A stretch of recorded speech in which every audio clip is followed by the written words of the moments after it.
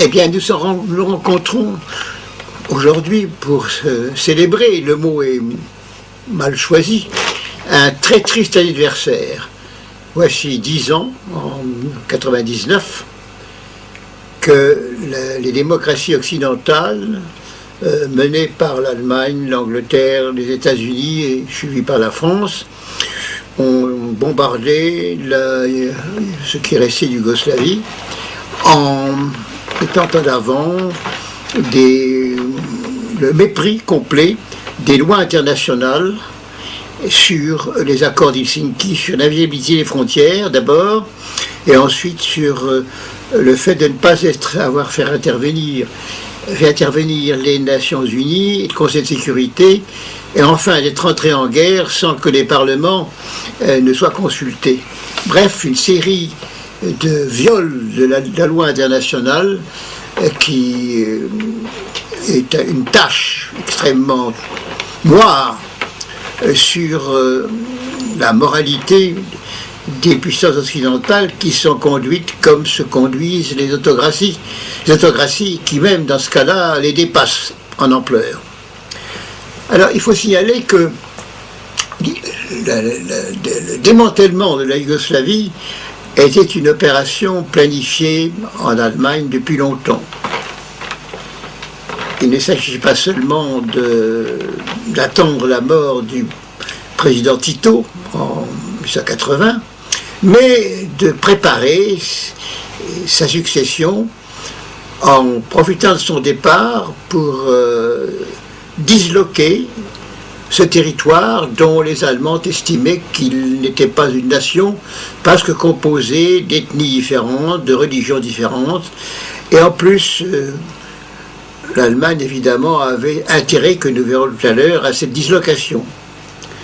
Il se trouve que j'ai été indirectement mêlé à cela parce que dans les années 76-77, j'allais régulièrement à l'invitation de Franz Joseph Strauss, qui était d'abord la ministre de la Défense, puis ensuite des Finances de l'Allemagne, dans une petite ferme qu'il avait aux environs de Munich, où nous réunissions une dizaine d'amis pour discuter pendant 2 ou 3 jours des affaires du monde.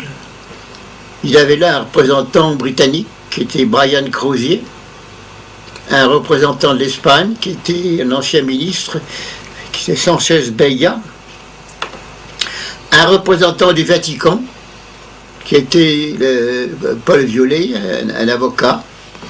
Moi, j'étais le Français dans le groupe. On parlait de tout et de rien pendant 2 jours. Et j'ai gardé le souvenir des discussions entre nous, selon lesquelles mes voisins allemands estimaient que la Yougoslavie n'était pas viable.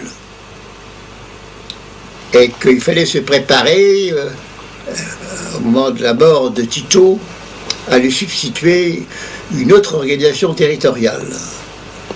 Donc les Allemands, qui sont de très bons géopolitologues, étaient très sensibles à cette affaire, et pour les raisons suivantes. D'abord, du côté allemand, le désir, évidemment, de se venger des Serbes qui, à 2 reprises, à 14-18 et en 39-45, s'étaient joints aux Alliés contre eux. Et même les Serbes, à partir d'avril 41, prenant le maquis avec Mihailović, puis ensuite avec Tito, avaient retenu plusieurs divisions allemandes qui eussent été bien utiles sur le front de Moscou d'abord, et puis sur le front de Stalingrad ensuite. C'est bien que, non sans raison, Berlin pouvait estimer, Bonn à l'époque, n'est pas encore Berlin, Bonn pouvait estimer que c'est la résistance serbe qui, dans une certaine mesure, lui a fait perdre la Deuxième Guerre mondiale. Donc il fallait punir ce peuple. Deuxième idée, évidemment compréhensible de sa part, récompenser les Croates et les musulmans bosniaques qui, eux, s'étaient joints à l'Allemagne, à la Wehrmacht, et qui avait même occupé certaines positions en France pendant la guerre, pour les remercier de s'être associés à l'action de l'Allemagne. Donc favoriser les Croates et les musulmans bosniaques. Troisième idée, du côté allemand, aussi, il était intéressant de faire entrer la Croatie et puis la Slovénie dans l'orbite économique de la communauté européenne occidentale, dirigée par l'Allemagne, et d'avoir ainsi une influence économique sur la côte dalmate, et par là, si vous voulez, se rapprocher de la Méditerranée. Vieux rêve allemand, avec le tropisme traditionnel du Saint-Empire, regardant vers les deux Siciles et vers la Méditerranée centrale. À ces raisons, il faut ajouter aussi le fait que l'Allemagne pensait bien que les États-Unis finiraient par intervenir, et comme ils occupaient au sein de l'OTAN des postes de commandement importants, c'était une bonne affaire, militairement parlant, qui se préparait. Donc voilà les motifs, à mon avis, qui ont poussé l'Allemagne à jouer ce rôle. Alors il fallait entraîner également la France, puis les États-Unis dans sa aventure. En France, M. Kohl exerçait une influence certaine sur M. Mitterrand, qui était malade, affaibli, qui n'avait d'autre politique que de récolter des voix avec la Constitution actuelle et d'intéressé que par le racolage de l'opinion publique. Et c'est pour ça d'ailleurs que, suivi par Juppé, son ministre des Affaires étrangères, dès février 1994, il s'était joint à la coalition que les Allemands voulaient monter en militant en faveur d'une fédération croato-musulmane qui avait pour objet, si vous voulez, de chasser les Serbes de leurs terres qu'ils occupaient depuis des siècles, et sur les quelques 64%, je crois, du territoire bosniaque qu'ils occupaient, en prendre 40% pour le donner aux musulmans, en créant cette fédération. Ensuite, en participant à la campagne de mensonges, dont je dirai quelques mots tout à l'heure. Et ça a été la démarche française qui a suivi la démarche allemande. Ensuite, ils sont intervenus les États-Unis.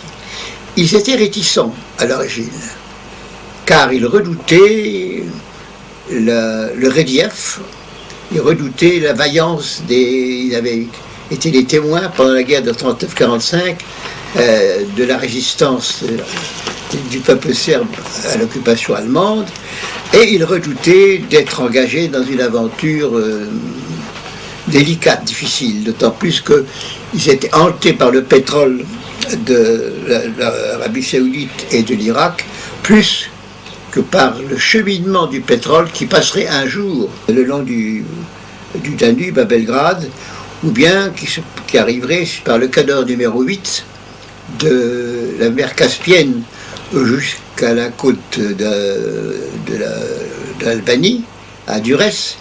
Il devait y avoir un pipeline.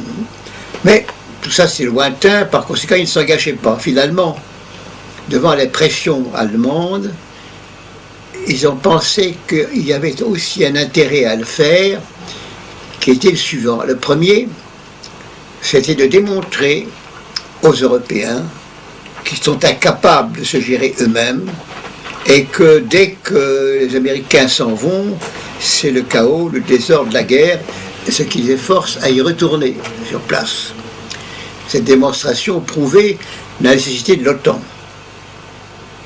Deuxièmement, ils pensaient humilier un peu davantage la Russie, qui à l'époque, entre les mains de Helsinki et des têtes d'œuvre de Harvard, qui voulaient généraliser l'économie de marché en Russie, alors qu'on ne savait pas trop ce que c'était. On était habitué à l'économie planifiée, et profiter de cela pour s'imposer là, dans un domaine où le monde slave aurait dû manifester son unité. Enfin, il y avait encore une autre idée qui consistait à se dire que l'Allemagne devenait majeure et qu'au fond, il serait peut-être intéressant d'avoir dans les Balkans une zone à occuper militairement et de préférence en Albanie, d'où le fameux camp Bondsteel, de manière à se trouver sur la route de ce fameux corridor numéro 8 qui devait un jour amener le pétrole de la Caspienne jusqu'à l'Adriatique. Alors pour ces raisons diverses, les Américains sont intervenus et aussitôt ont pris le commandement de toutes les opérations. Les troupes françaises, anglaises, italiennes, allemandes sont passées le commandement de l'amiral commandant la flotte américaine en Méditerranée, et les Américains ont conduit les opérations eux-mêmes en prenant toute l'affaire à leur compte. D'ailleurs, cette opération a été tout à fait significative pour eux, car au fond, elle leur a été un précédent pour la conduite des opérations ultérieures en Irak. Les opérations qui sont conduites dans les Balkans ont été menées de la manière suivante. D'abord, une gigantesque campagne de désinformation.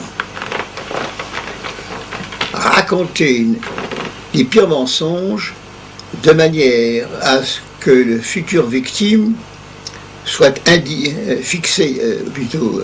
désigné à la vindicte publique et qu'on puisse la matraquer avec l'accord général. Alors pour cela, il fallait inventer toutes sortes de méfaits. Un des premiers méfaits le plus connus a été le viol, les